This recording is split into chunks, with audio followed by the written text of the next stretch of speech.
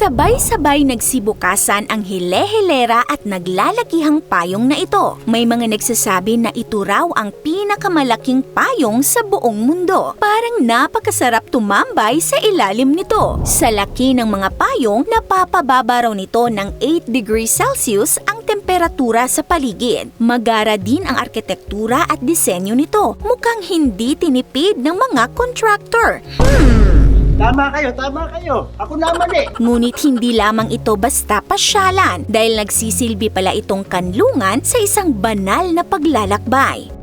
Ito ang Medina Haram Piazza sa Medina, Saudi Arabia. Binubuo ito ng 250 giant umbrellas na may taas na 15 meters at lawak na 25.5 by 25.5 meters. Sa kabuuan ay 143,000 square meters ang nasasakop o nabibigyang lilim nito. Maaari umanong sumilong ang aabot sa 250,000 katao. Matatagpuan ang mga higanting payong na ito sa paligid ng Prophet's Mosque o Al-Masjid Al-Nabawi sa Medina. Mahalagang lugar ito ayon sa Islam history na itinayo raw mismo ni Propeta Muhammad noong 622 CE. Dito rin matatagpuan ang libingan ng propeta at ng dalawang sumunod na caliphs o successor niya na sina Abu Bakar at Umar. Kung kaya naman taon-taon ay maraming Muslim ang bumibisita rito bilang bahagi ng kanilang pilgrimage. Ang pilgrimage ay nakabase sa lunar calendar, kung kaya't nagbabago ang petsa. Sinimulan ang proyekto ng Medina Haram Piazza noong September 2010 bilang paghahanda sa mga susunod na taon kung kailan papatak sa tag-init ang panahon ng pilgrimage upang magsilbing kanlungan ng mga manlalakbay mula sa iba't ibang panig ng mundo. Pagdating sa disenyo ay nakipag-partner ang general contractor nito na Saudi Bin Laden Group sa architecture group na SL Rush GmbH mula sa Germany. Para dito ay gumawa ang SL Rush ng isang bagong klase ng umbrella na mayroong innovative folding arm system. Ang cover naman ay gawa sa PTFE fabric ng Sapphire Architecture. Isa itong special na klase ng Teflon fabric na dirt repellent at wear resistant. Meron din itong mga ilaw at misting fans upang palamigin ang paligid. Tinawag nila ang piazza na biggest convertible roof in the world, ngunit wala ito sa Guinness World Records. Sa katunayan, ang kasalukuyang may hawak ng record para sa world's largest umbrella ay nasa kalapit bansa lamang sa Abu Dhabi, UAE na may lapad na 80 feet at taas na 49 feet.